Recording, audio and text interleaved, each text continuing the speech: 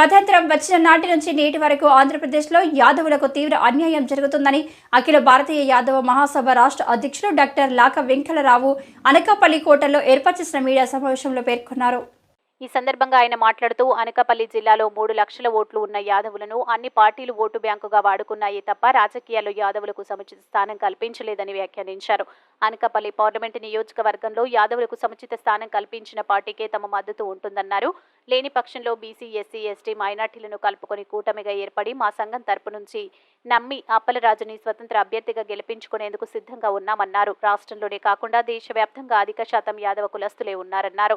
వచ్చే ఎన్నికల్లో యాదవులకి సీటు దక్కిన చోట స్వతంత్ర అభ్యర్థులుగా పోటీలో దింపుతామని టీడీపీ, వైసీపీ పార్టీలను హెచ్చరించారు. ఈ కార్యక్రమంలో జిల్లా అధ్యక్షుడు బర్నికన సాయినాథ్, బాబురావు యాదవ్తో పాటు యాదవ సంఘాల నాయకులు తదితరులు పాల్గొన్నారు. 100 అసెంబ్లీ నియోజకవర్గాల్లో ఇండిపెండెంట్గా పెడతానికి మేమంతా సిద్ధమయ్యాం. ఎందుకంటే ఇండిపెండెంట్ అంటే అందరి వాళ్ళు, అందరు ప్రజలు కూడా మాకు సపోర్ట్ చేయడానికి ఉంటుంది. మాకు ఒక పార్టీ లేదు కాబట్టి ఉన్నా కూడా మేమేంటంటే పార్టీల తరపున కాకుండా ఏ పార్టీ కూడా మాకు న్యాయం చేయట్లేదనే ఉద్దేశంతో ఇండిపెండెంట్గా పోటీ చేయడానికి మేము అందరం కూడా సంసిద్ధత వ్యక్తం చేస్తున్నాం. నేను కూడా విజయవాడ పార్లమెంట్ నుంచి గతంలో వేరే పార్టీ తరపున పోటీ చేశాను.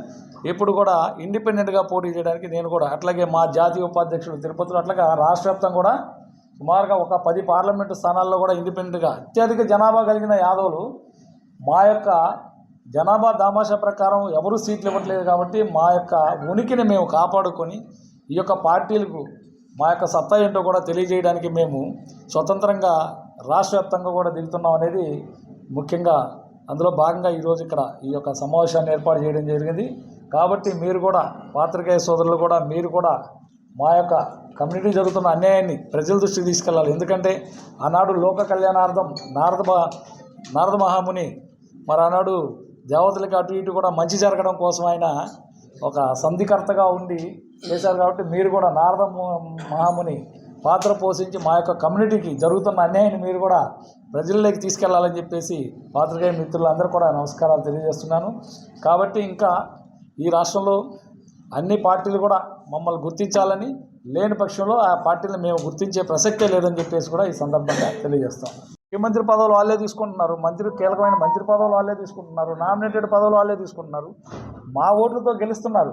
కానీ కనీసం దిగువ స్థాయి పదవులన్నా మాకు ఇచ్చే అవకాశం లేదు, వాళ్ళు ఇవ్వట్లేదు. కాబట్టి మేమైనా ఇంకనైనా మేలుకొని మా యొక్క అభ్యర్థులను పెట్టి భవిష్యత్తులో మా కూటమి తరపున బీసీ, ఎస్సీ, ఎస్టీ, మైనార్టీలు, అదేవిధంగా బీసీలో 139 కులాలు అన్నీ కూడా కూటమిగా ఏర్పడి రాబోయే రోజుల్లో ఖచ్చితంగా మేము కూడా గ్రామ స్థాయి వరకు కూడా వార్డు మెంబర్ దగ్గర నుంచి పార్లమెంటు వరకు కూడా చైతన్యపరిచి మా యొక్క కూటమిల తరపున అభ్యర్థి